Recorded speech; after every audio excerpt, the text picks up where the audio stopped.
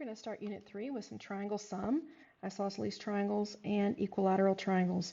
So our triangle sum theorem tells us that the sum of the measures of the interior angles of a triangle is 180 degrees.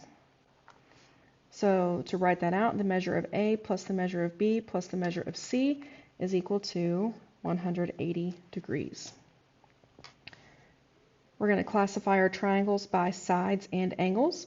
So a scalene triangle has no congruent sides. We could mark this all separate for our side lengths. An isosceles triangle has at least two congruent sides. So if an isosceles triangle has at least, then an equilateral triangle can also be isosceles. An equilateral triangle has three congruent sides.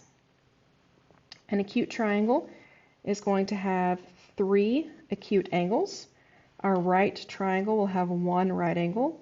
Our obtuse triangle will have one obtuse angle, and equiangular will have all three congruent angles. And keep in mind that if that is true, then 180 over 3 is equal to 60 degrees. Each of those would have a measure of 60. So if I'm going to ask you to draw an isosceles acute, obtuse, and right triangles, we are not all going to be artists here, so just make sure that everything looks to be acute or looks to be obtuse or whatever. So I'm going to start out here. These are obviously acute, and we'll go ahead and list that as isosceles. I have an isosceles obtuse, so I'm going to draw the two congruent legs first, make sure that that looks like an obtuse angle, and mark those two, and an isosceles right triangle. If you are drawing me a right triangle, not only put in those side lengths, but also put in that right angle.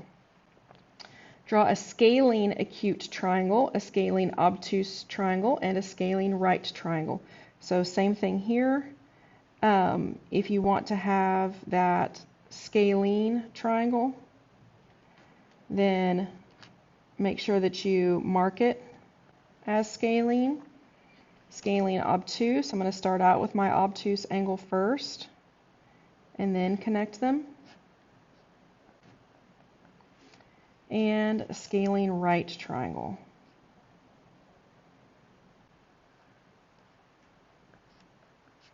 Again, make sure that you mark that right angle. All right, the exterior angles of a triangle. This will be easiest drawn out. So if I have my triangle here, then my exterior angle would be that one on the outside. And we don't necessarily have to write this down, but a corollary to a theorem is just another statement that we can make based off of our theorem that we already know. So our exterior angle theorem tells us that the measure of an exterior angle of a triangle is equal to the sum of the measures of the two remote interior angles. Now what this means is that the measure of angle 1 is going to be equal to the measure of angle A plus the measure of angle B. So if you think about this, you know that the measure of angle 1 and the measure of angle ACB, those are a linear pair, so that's going to have to equal 180.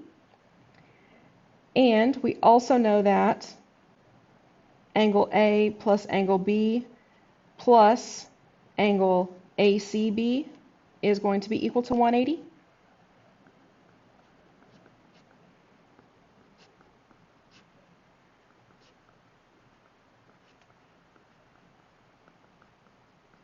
So if we set those two equal to each other, I'm going to have the measure of angle 1 plus the measure of angle ACB is equal to the measure of angle A plus the measure of angle B. Let me move some of this over so I have a little bit more room. plus the measure of angle ACB, and you'll notice that we have ACB on both sides. So these will cancel, leaving us with exactly what we have in our diagram. So find the measure of angle DCB. I'm going to take my external angle theorem and say that 3x minus 9 is equal to the sum of the two remote interior angles, 73 plus x. So let's see, subtract an x, 2x is equal to 82, so x is equal to 41.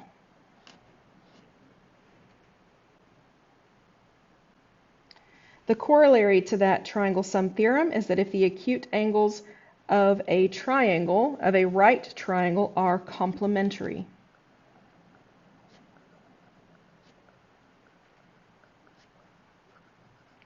Right, so if I know that angle C is 90, then its external angle is also 90, so the sum of A and B would also be equal to 90 degrees. The front face of a wheelchair ramp forms a right triangle, so that's this gray part over here. I'm going to go ahead and put that box in there. The measure of one acute angle in the triangle is 8 times the measure of the other. So here is 8x and x, and it wants us to find the measures. What our corollary tells us is that we don't have to add together all three. We can just set x plus 8x equal to 90. It's not wrong if you do x plus 8x plus 90 is equal to 180, but what our corollary tells us is that we can just jump straight to them being complementary. So 9x is equal to 90, x is equal to 10, so my angles would be 10 degrees and 80 degrees. All right, congruent figures have the same size, angles, and side lengths. They are equal in every way.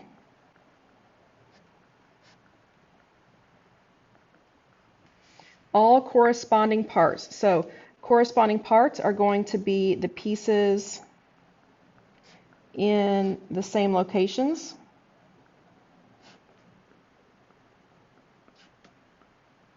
Within the figure.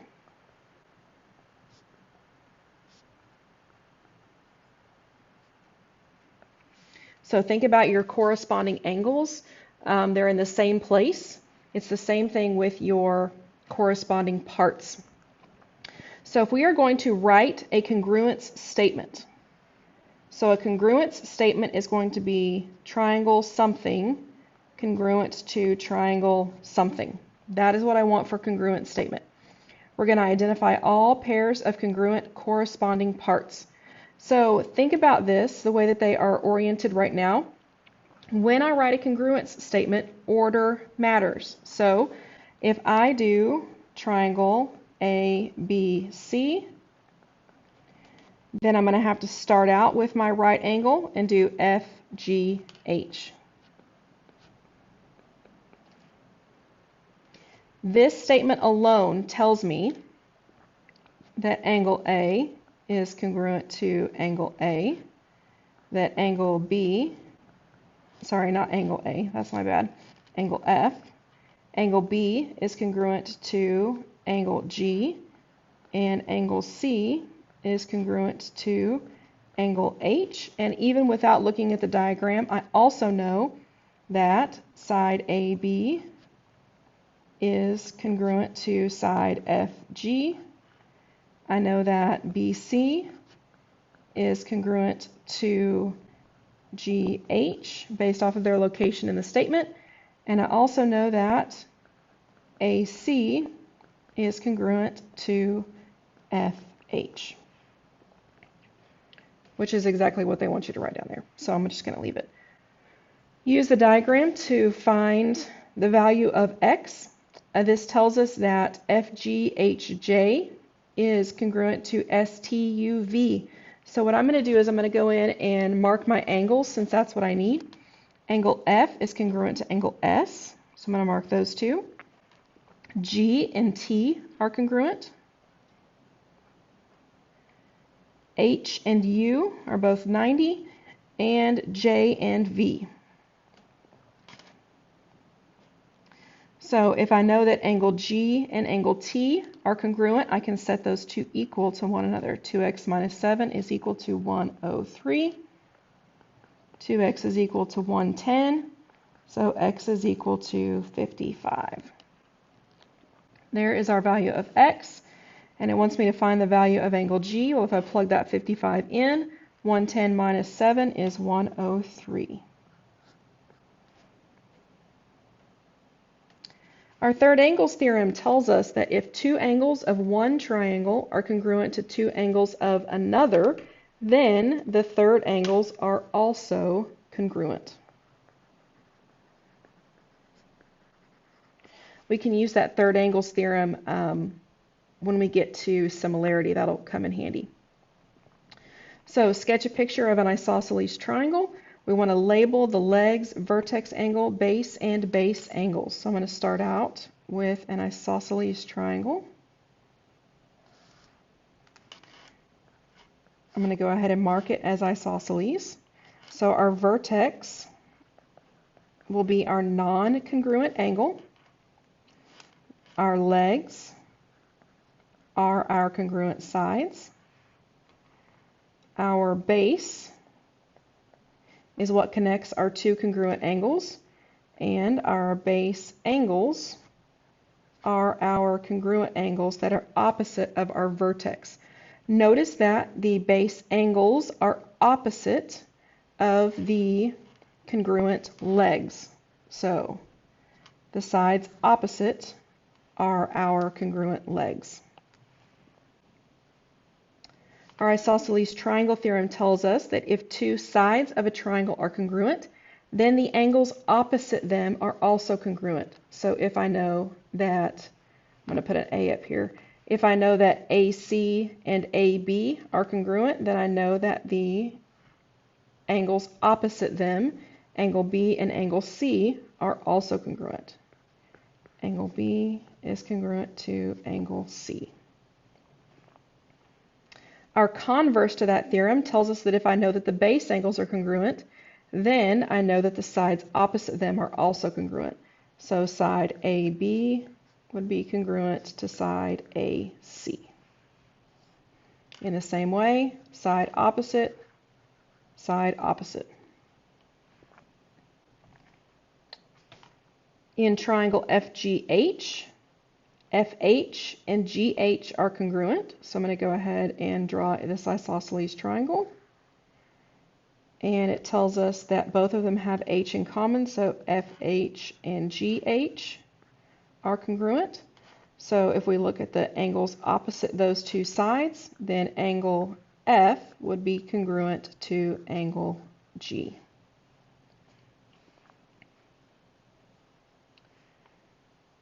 If a triangle is equilateral, then it is also equiangular.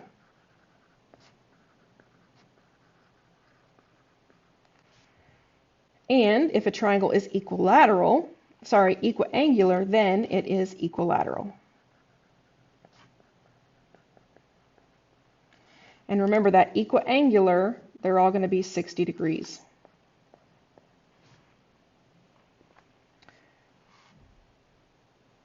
All right, we're going to skip number 1 because there's not actually enough info. We're missing a piece down here at the bottom that got cut off, so we're going to skip that one. In the quilting pattern, we want to explain why ADC is equilateral. So I'm looking at this triangle here, and we're just going to kind of talk our way through this. I know that if AD and CD are congruent, then I know that angle A and angle C are congruent.